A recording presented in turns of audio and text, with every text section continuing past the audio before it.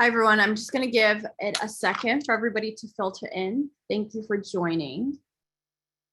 I'm going to just give it a couple minutes for people to filter in.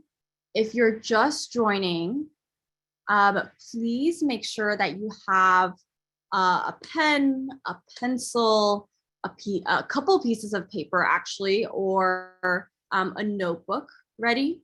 So I'm going to give you a moment. If you don't have it already, go grab that. I'll give everybody just a couple minutes to get set up, get comfortable, have your glass of water, warm tea, pen, pencil, notebook, pieces of paper so that we can do our workshop together today. Perfect. Oh my gosh, we have so many people joining. That's amazing. All right. I'm going to go ahead and get set up for everybody. Good morning. So many people. Awesome. I see returning faces. I see new folks. Really excited here. If you're just joining, please go grab a pen, pencil, pieces of paper, plural, or your notebook that you wouldn't feel too precious about, like tearing out a page of, things like that. Just because one of our exercises will require us to take out the page itself. So get yourself set up for that. Awesome. I'm going to go ahead and share my screen now. And we will get started. Okay. I'm going to share screen here. Let me know, folks, if you're not able to see. Is everybody able to see that? Y'all can put it into the chat. Rachel, you can give me a shout. Okay, perfect. I see people can see. Great, great, great. Okay, I'm going to go ahead and get started. But just know this is going to be recorded. Actually, perfect. It is. We're getting recorded. It'll get recorded. We'll send it out afterwards. So don't worry about taking notes. Don't worry about missing certain things. I want you to stay focused, stay present with me here, because today the exercises and the workshop is going to be super interactive. I want you to have that pen, that pencil, that piece of paper and notebook next to you so that we can really immerse ourselves in the workshop today together. Just to go ahead and get started, welcome to our workshop, Right to Heal. This is one of our Flowy workshops that we've been doing more and more regularly, and I'm really excited to bring to y'all. And, you know, a lot of people have been talking about the topic of journaling recently. It's been in a lot of conversations around health, mental health, etc. And there's really no right or wrong way to journal, as most of you probably know, but there are certainly journaling techniques that have been more studied, that have been backed by decades of peer-reviewed studies and research, and even certain journaling techniques that can be customized to address specific needs. So whether it is for you, anxiety, for a lot of our Flowy heroes, that's including like chronic pain, depression, helping manage your autoimmune conditions, or even really managing challenges around anger and heightened emotions. So today I really hope to touch on a few of these topics, and I want you to super engage with me, ask me your questions. I'm going to leave room for Q&A as well, so don't worry about that. But you can also send your questions and thoughts as we go along. So just to briefly introduce myself, because I know a lot of folks here are our Flowy heroes, but we have a couple folks that are from other places. So my name is Celine Tien. I'm the founder of Flowy.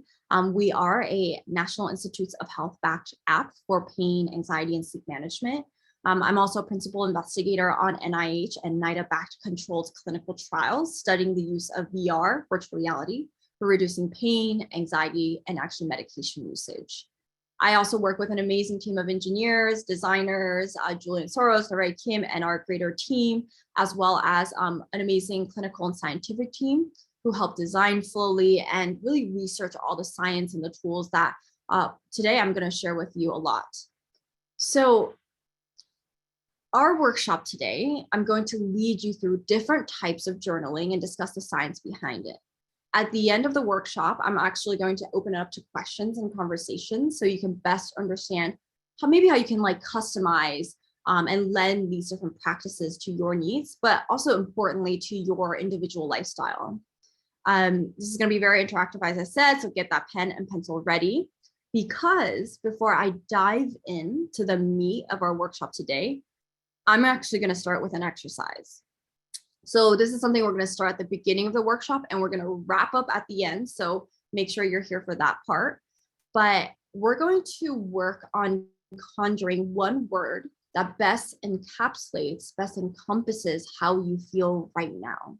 So actually take that, and I'm going to do this with you. You see, I have my notebook, I have my pen.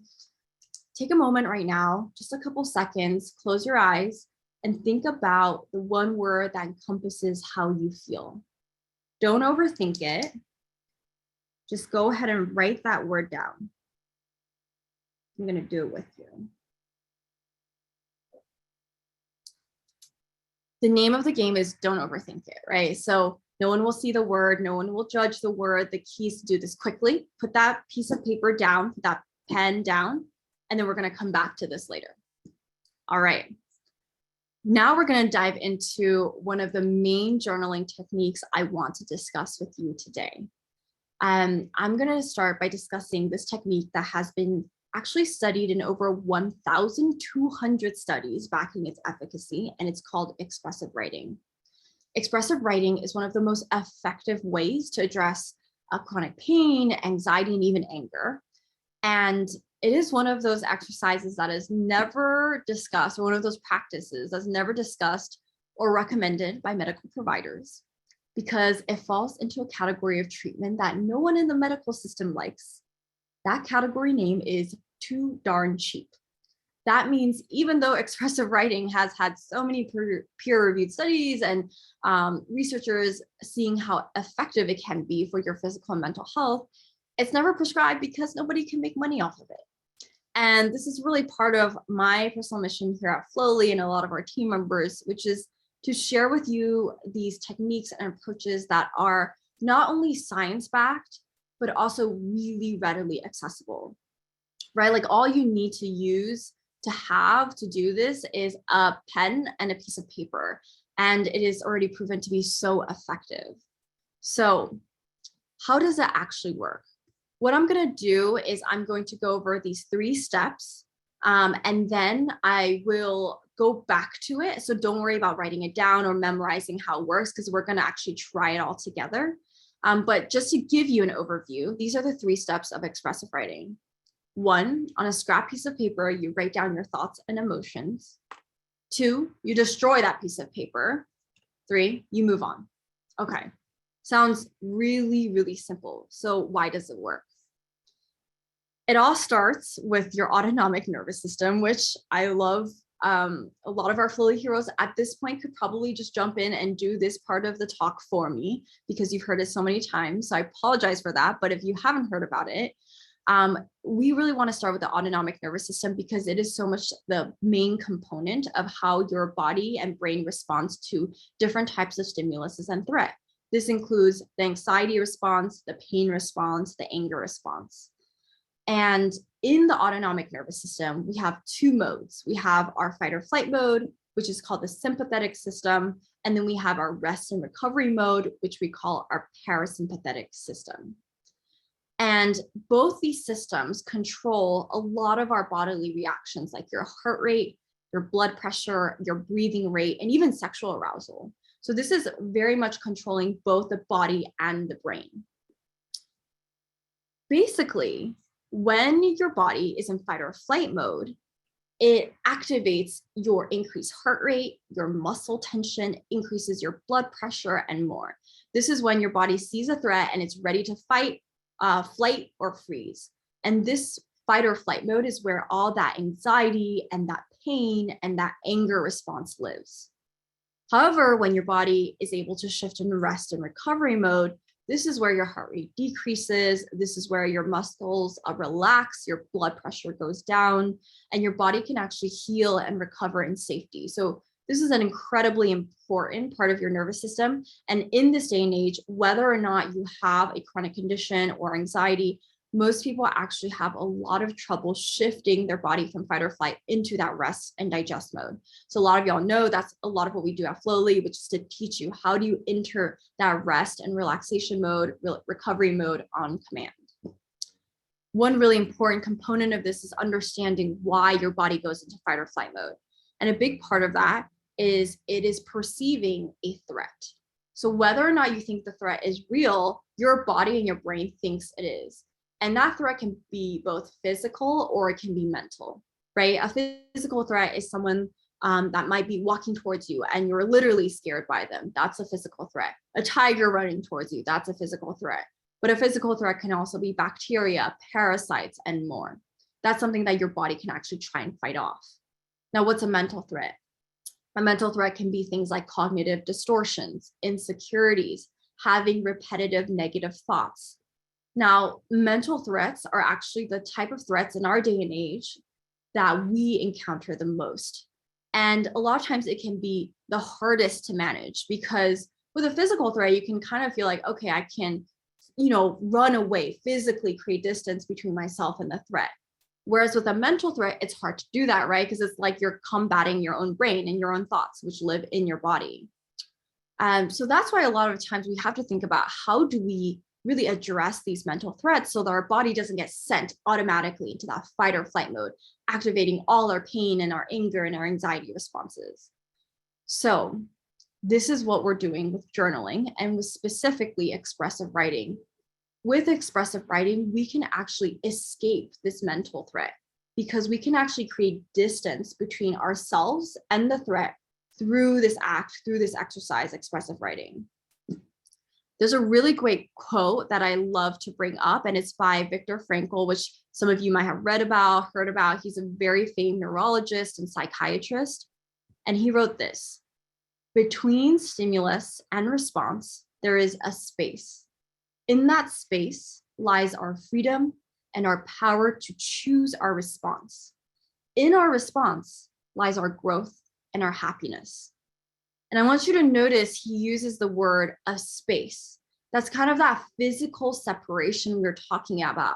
So between stimulus and response, between the threat and your bodily and physiological reaction, there is a space we can create where you can choose how to respond. So you can choose, instead of going into that fight or flight mode, you choose to go into that rest and relaxation mode. I say this word choose and it sounds like, oh, I can just choose it today and I'm going to do it automatically. Of course not. I mean that in the terms of with practice, with training, you'll be able to have a memory, a neural pathway of being able to make that choice and creating that space and distance between that threat.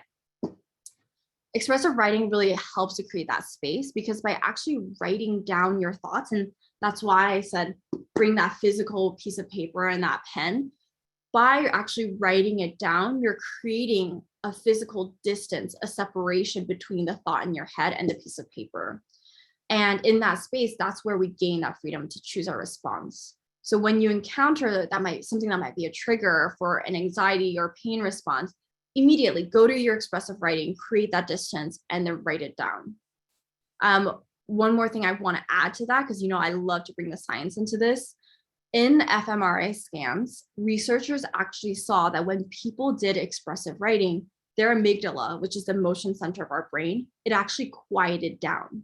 So actually by expressive writing, you can teach your brain to turn off that emotional, that anxiety, and that pain response. It's really the first step of sending your body into that rest and digest and recovery mode.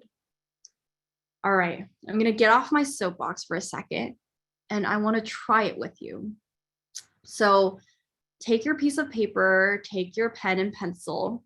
I'm going to do it along with you, so take your time and go at your own pace.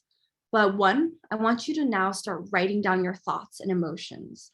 And I'll kind of talk you through this. You can put me on mute right now if it's annoying you as you're writing, but go ahead and try this out.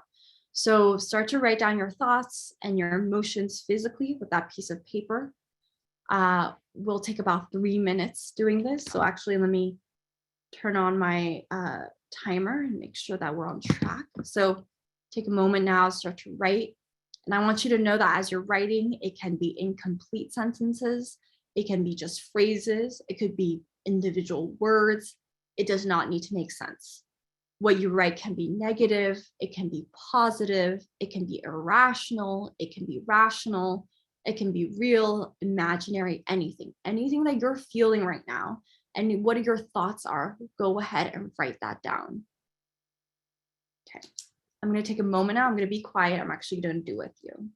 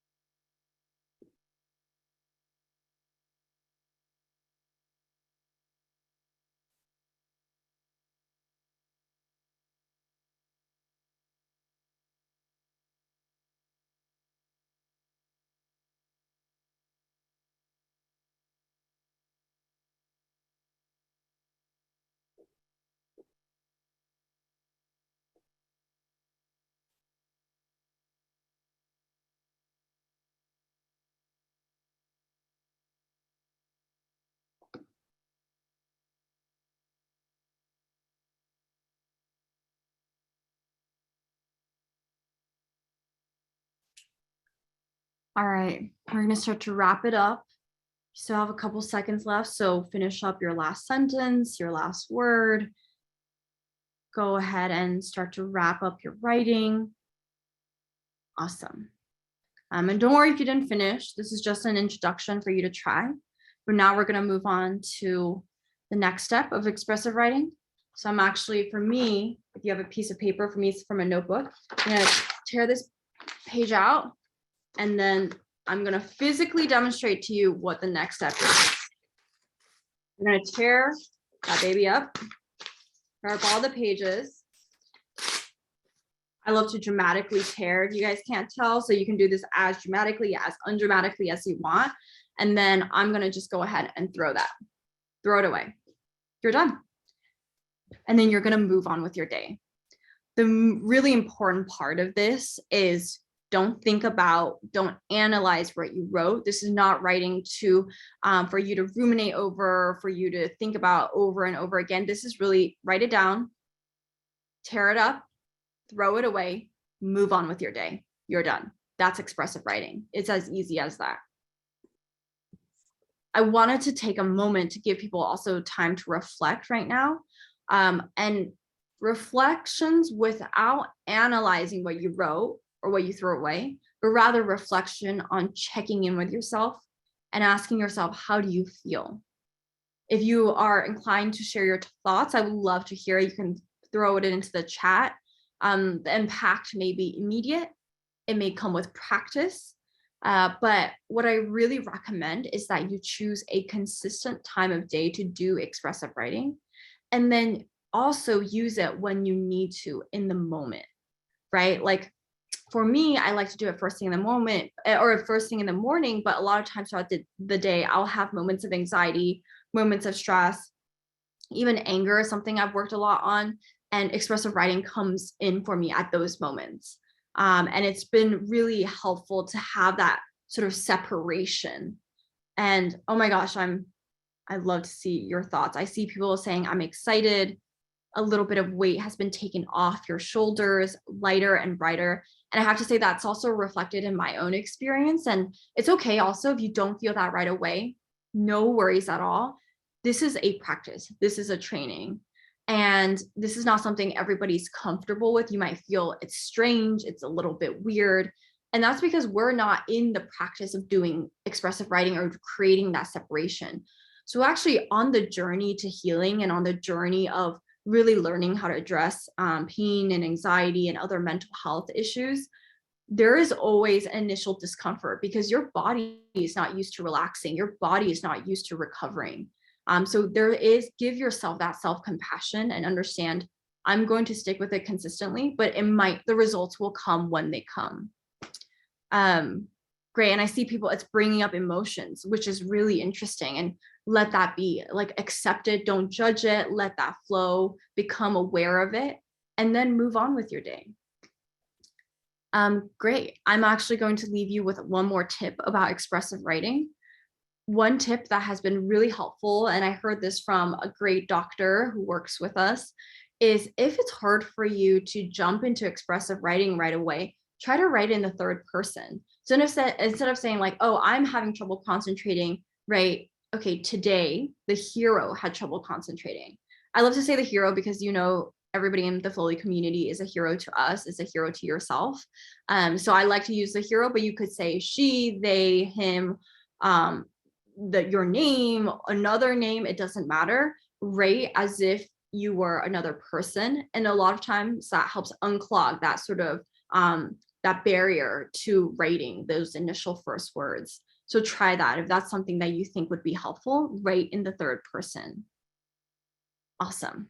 I'm going to now move on to the second big journaling technique I'd like to talk about.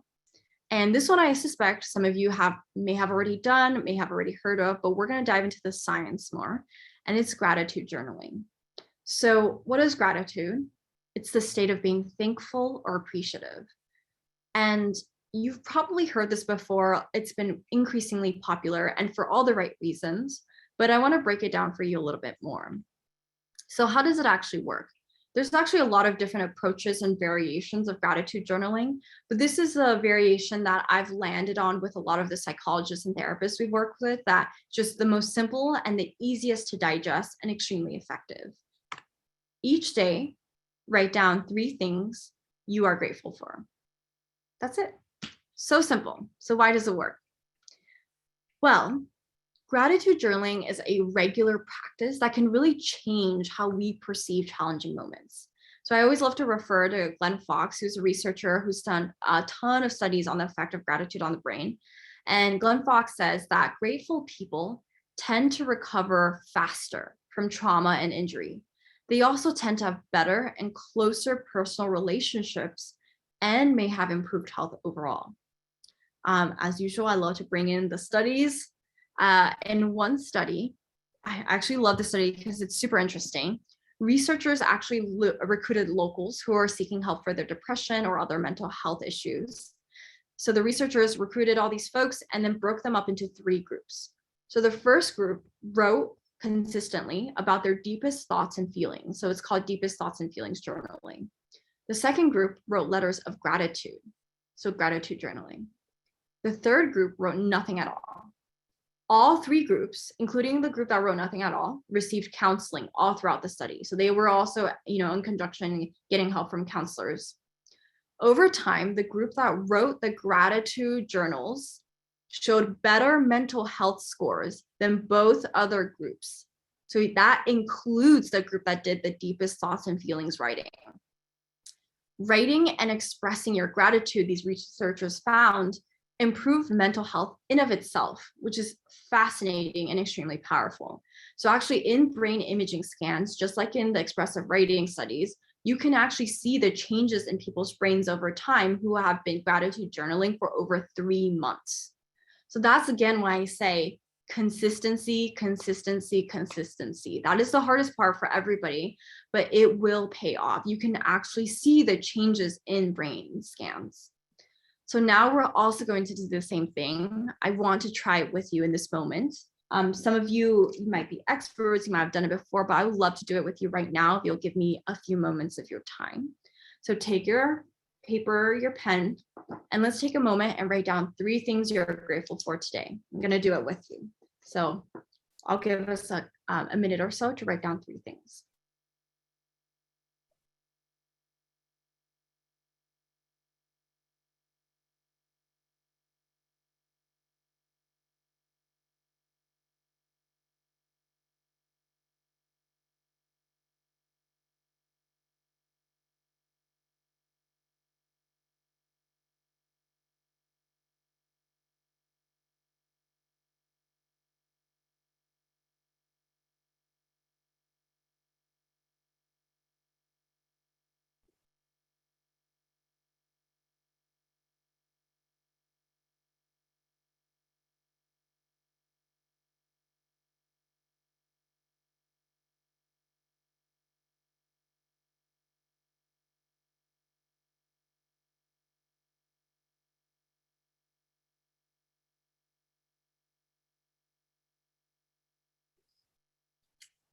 Okay.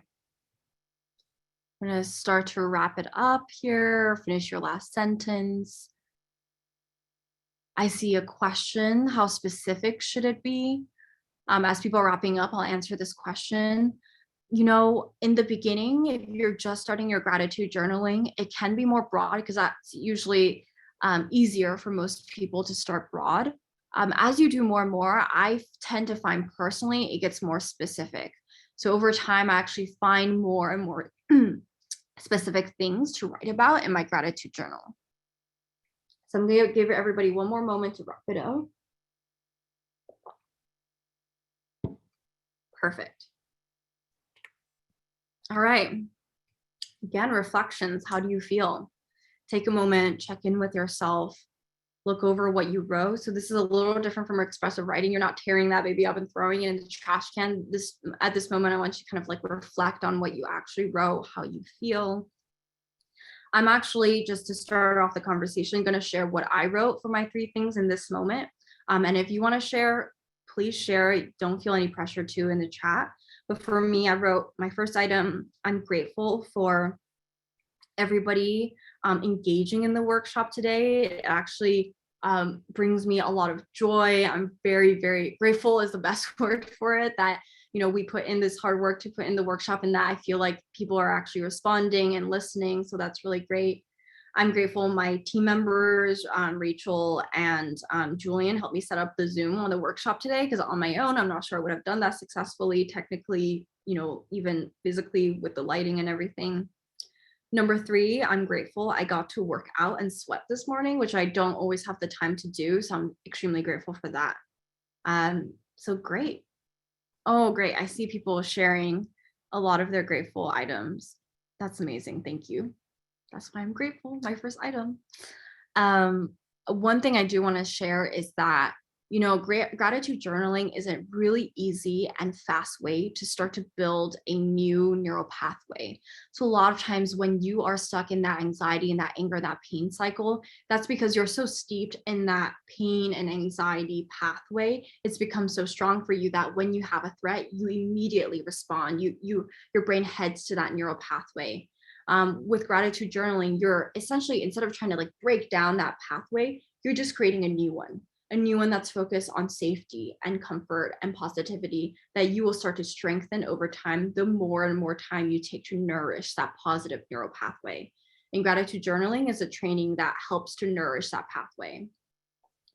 I'm also going to leave you a few tips. One is to embrace positive sensations.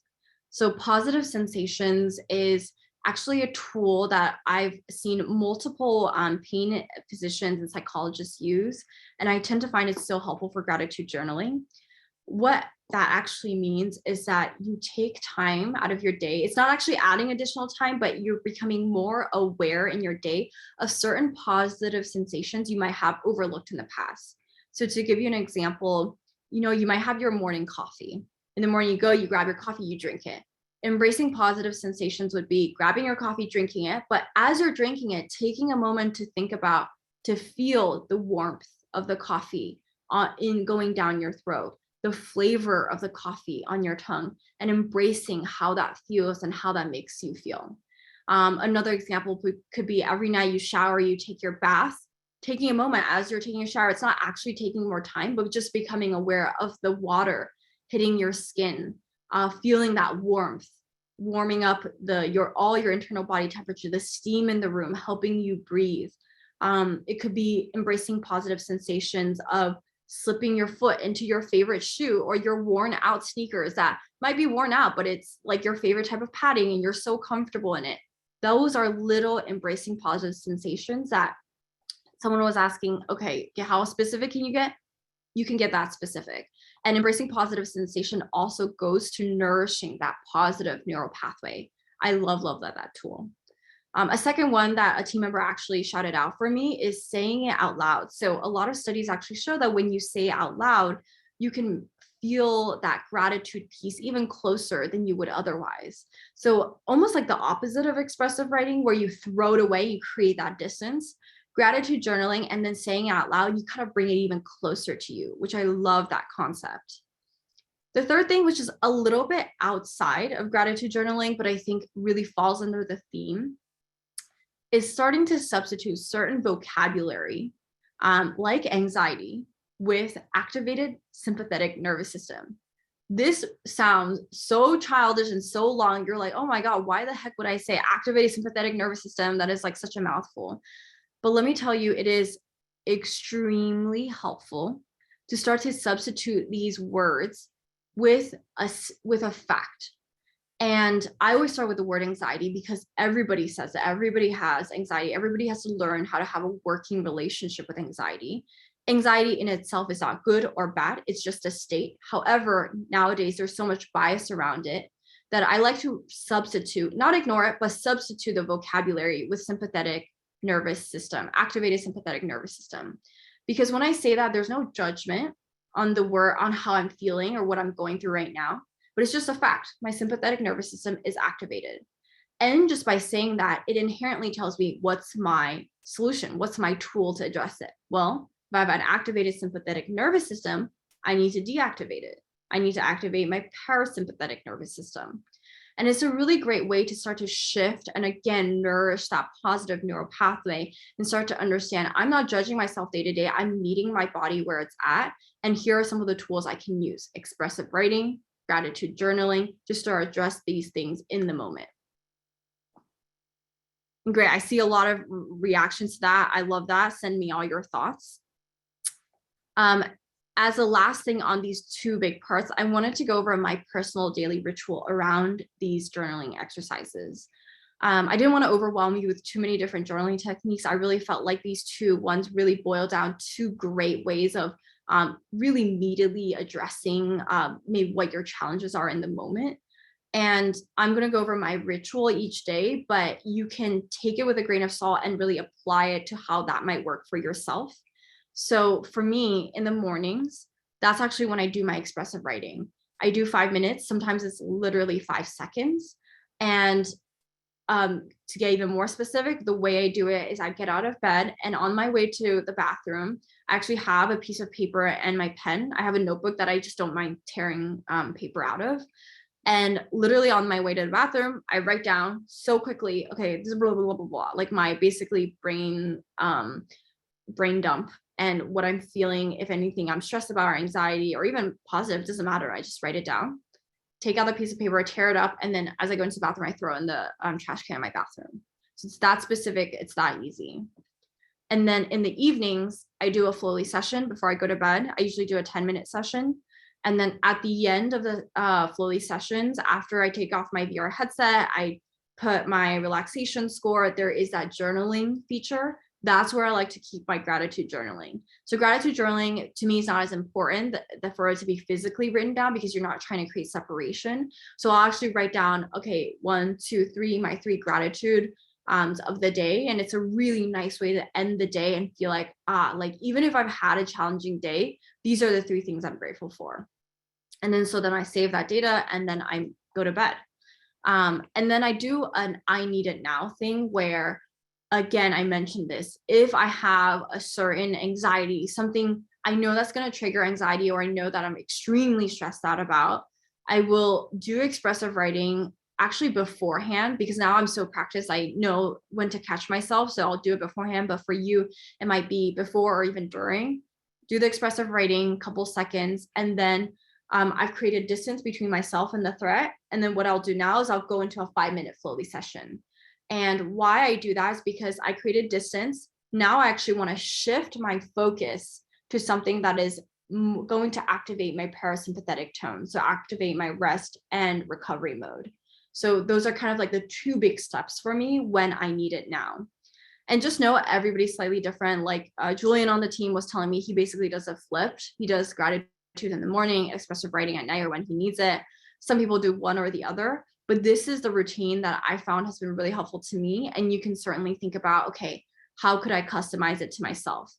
And I just want to say, for the folks who tell me they don't have time, the combined time of the writing is literally 5 minutes. Actually, on a daily basis, it's probably more like 2.5 minutes. So trust me, you can do it. And it is outsized results for the effort put in.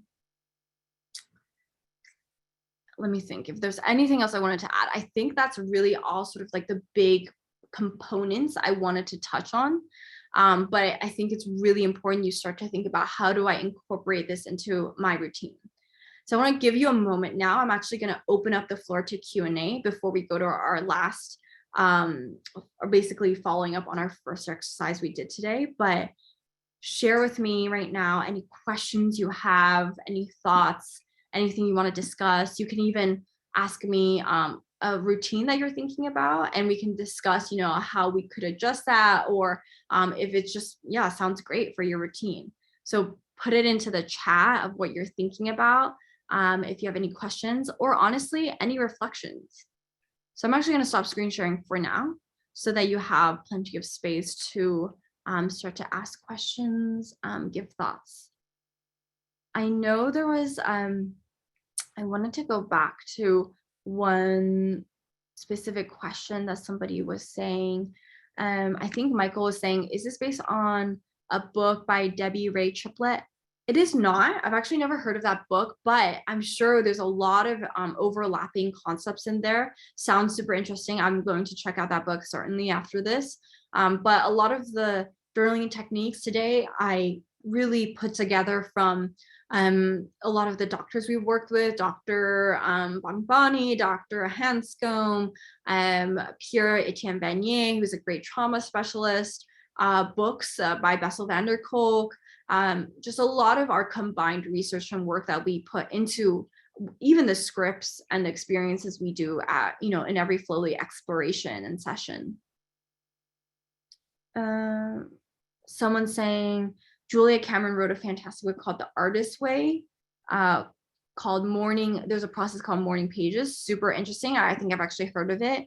And yeah, please, I would love for this to be an experience where you start to check out other resources around journaling and how that can be incredibly helpful. Someone's asking, how long does it take to not feel hard or strange?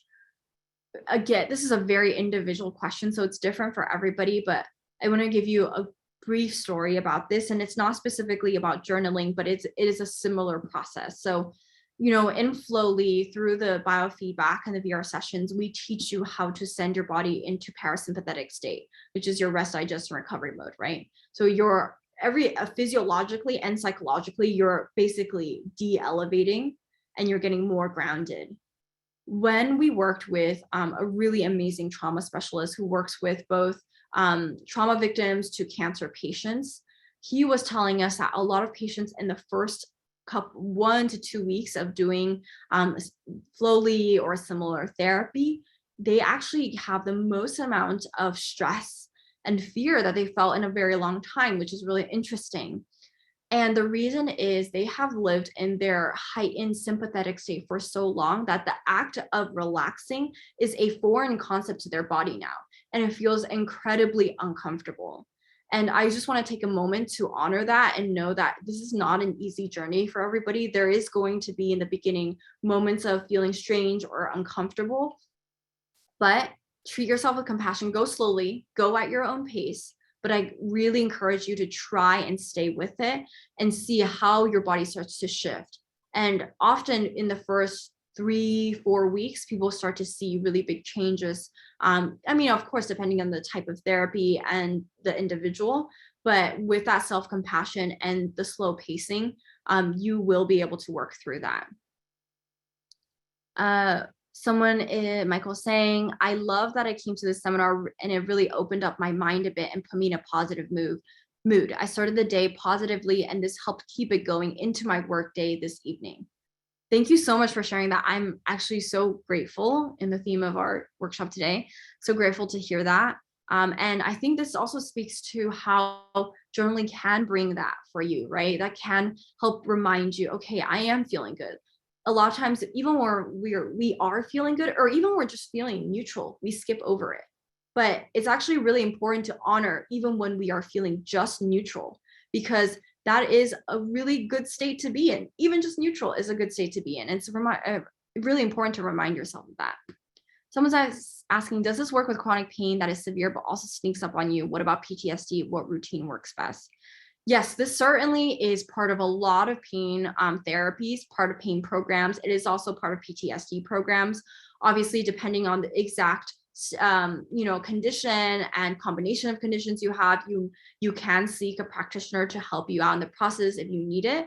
But in chronic pain specifically, expressive writing is really helping to create separation between yourself and whatever might trigger your chronic pain.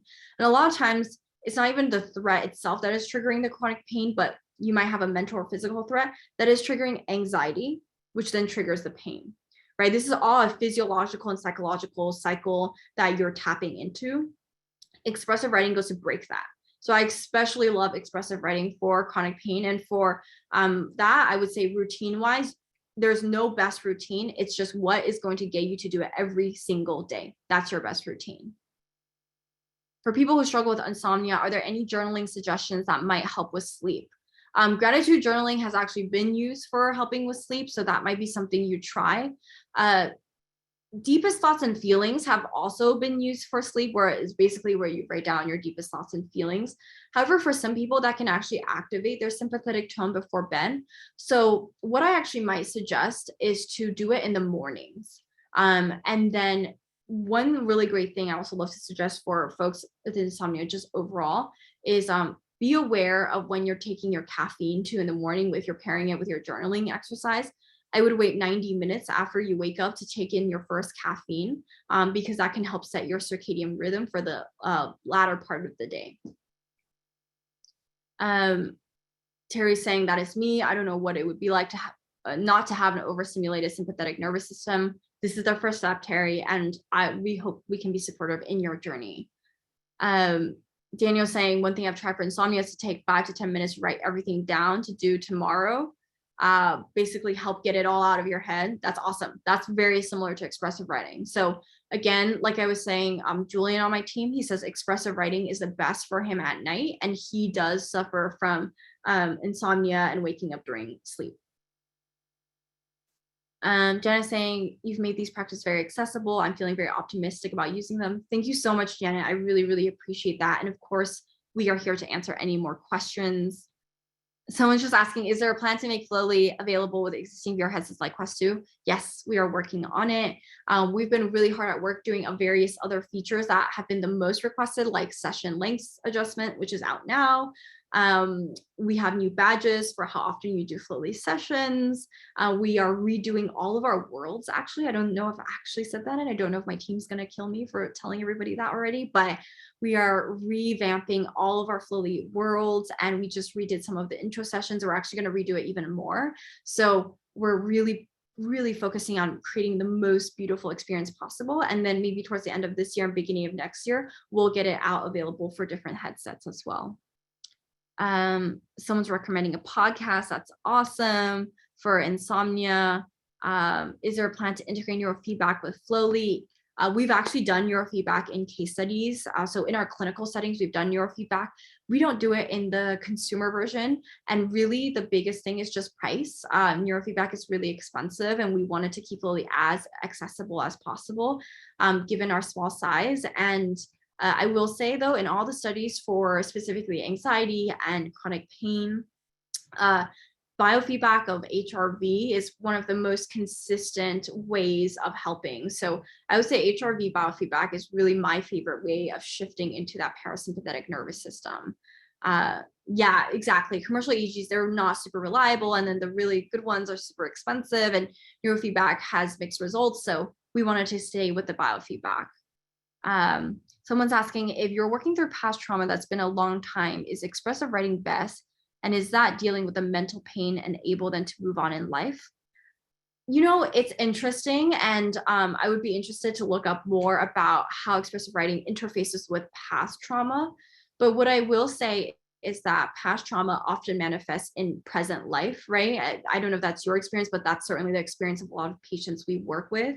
And expressive writing is a great moment to create that separation between the existing triggers and existing trauma, which then will shift your strengthening of your neural pathway to that positive one.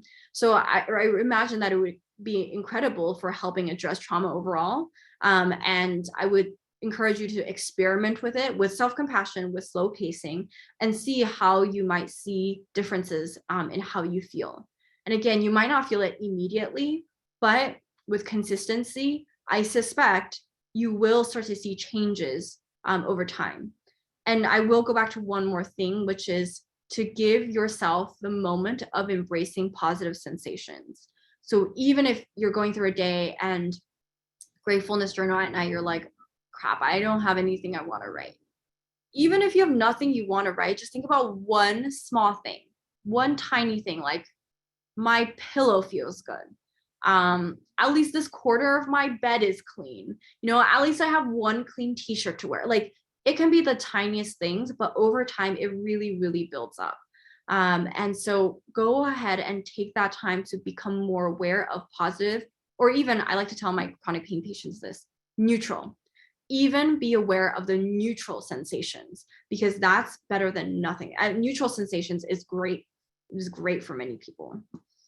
Yeah, I love Emily's suggestion of free writing with the non-dominant hand. Super interesting. I've actually seen a lot of work with this. I love that. Art therapy is another one. So we could go on for days, y'all, with all these different journaling techniques. I wanted to like highlight the two big meaty ones that I love.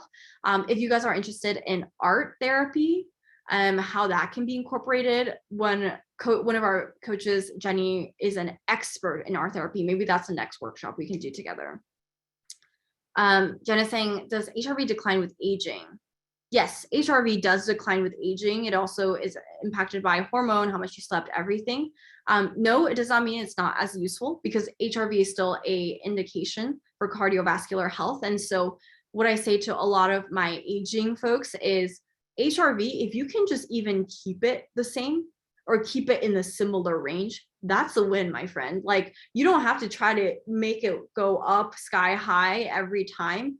Just maintaining HRV at a certain level as you're aging means that you're improving, which a lot of people don't think about, but that's the truth. So like, as you're aging, if you're keeping your HRV pretty similar, that's a win. Amazing. Okay, I'm seeing interest in different types of therapy workshops. Please send us in the chat. Let us know. I'll have Rachel take notes so that we know what our next workshop is to organize. Okay, I'm actually going to take a moment now, and I'm going to share screen again. Awesome. So in the beginning, you wrote down one word. Now I want you to take a moment, close your eyes, take 5 seconds, inhale in, 5 seconds, inhale out, and then write down the word that you are feeling right now. So I'm going to give us a moment. I'm going to do it with you.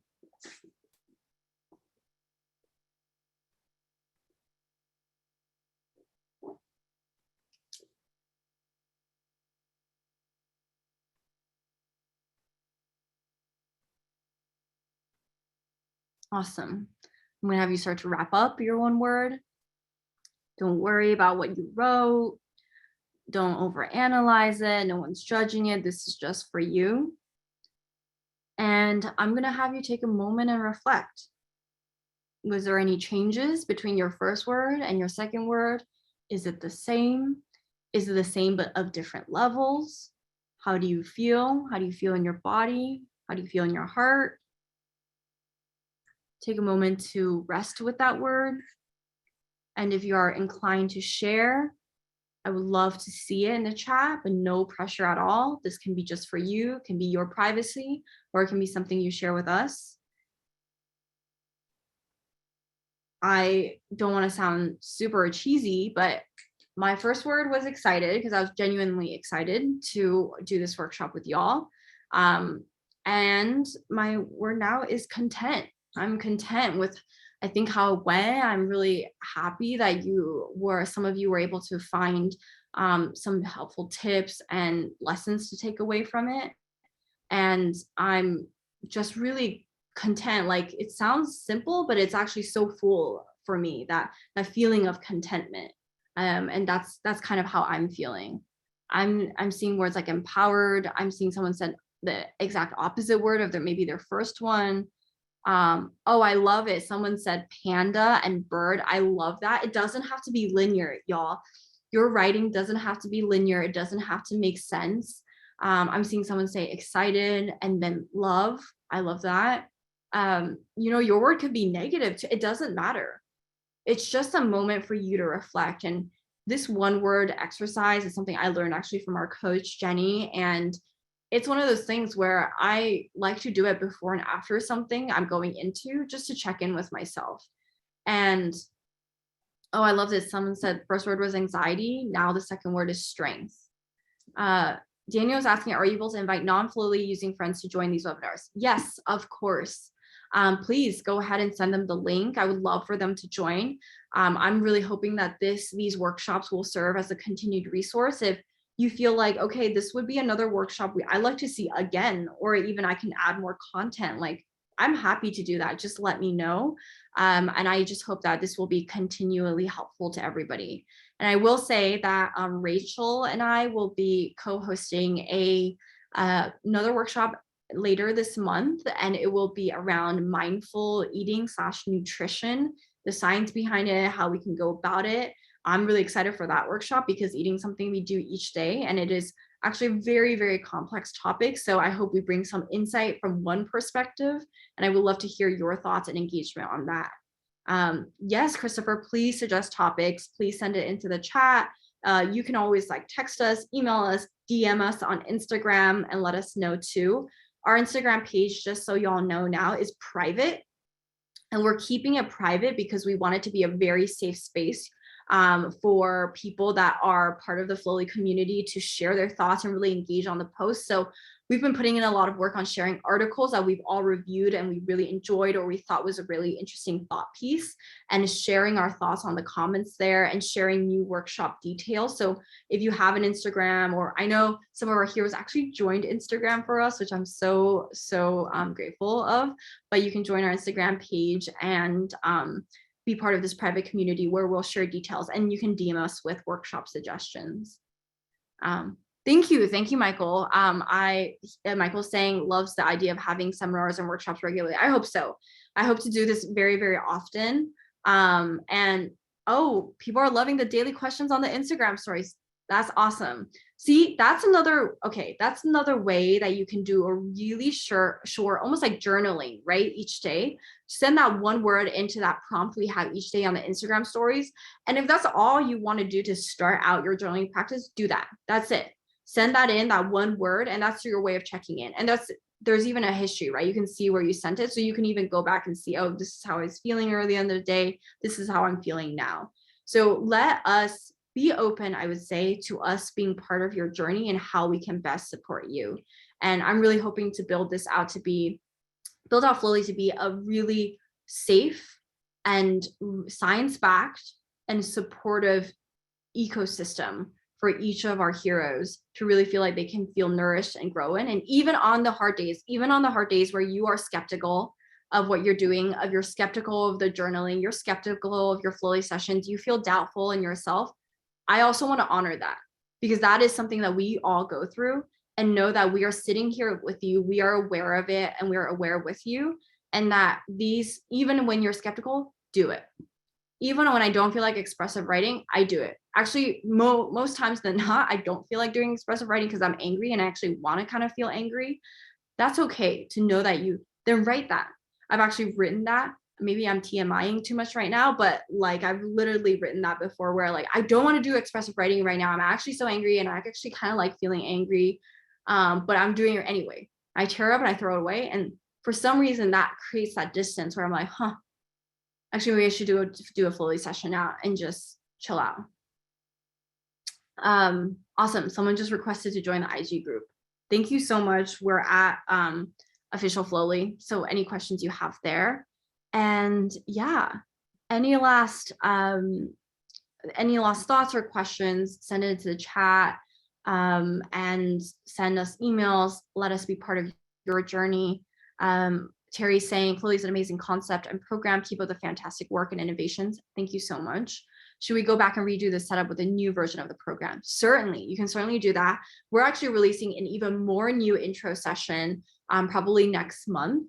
And I would love for you, Terry, and all our heroes to try it out then. And again, I'm always looking for your feedback. You know how much I love y'all and how much I ask for your feedback. So always know that I'm here for you. Thank you so much today. I'm super grateful you were able to join. I hope you're able to incorporate some of these journaling techniques into your day, into your evenings, and share your experiences in the Flowly community, whether it's in the app or on the Instagram, in the Instagram page. We are here for you. Thank you so much and have a wonderful recovery, relaxing day full of safety and joy. Bye.